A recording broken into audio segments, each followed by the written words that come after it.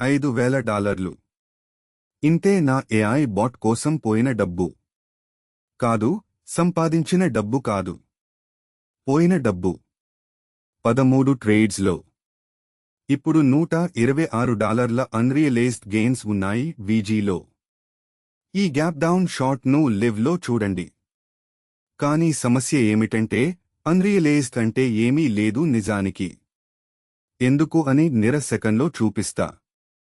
Bat Tuesday ఉదయం నుండి 13 positions తెరిచింది.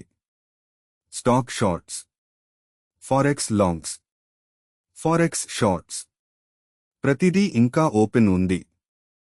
0 క్లోజ్డ్ ట్రేడ్స్, 0 విన్స్, 0 లాసెస్. ఇది స్ట్రాటజీ కాదు సుమా. ఇది పెండింగ్ స్టేట్ లాంటిది. నాకు చివరకు ఎందుకు అలా జరుగుతోందో తెలిసింది. చూడండి ఇదిని. బాట్ ఎంట్రీలు బాగున్నాయి. VG 12/5లో, నార్వేజియన్ క్రోన్ 13/7లో. కానీ దానికి ఎగ్జిట్ రూల్స్ లేవు. అది సిద్ధంగా ఉంటుంది. ఆపై నిజం చెప్పాలంటే 90% ఏఐ ట్రేడర్స్ ఈ విషయంలోనే విఫలమవుతారు. ఎంట్రీ బాగా అయితే ఎగ్జిట్ పూర్తిగా బిల్లుకుపోతారు. ఇక్కడే నేను పూర్తి సిస్టమ్ను నిర్మిస్తున్నాను. బాట్ ఇప్పుడు USDCHF షార్ట్ చేసింది 0.77856లో.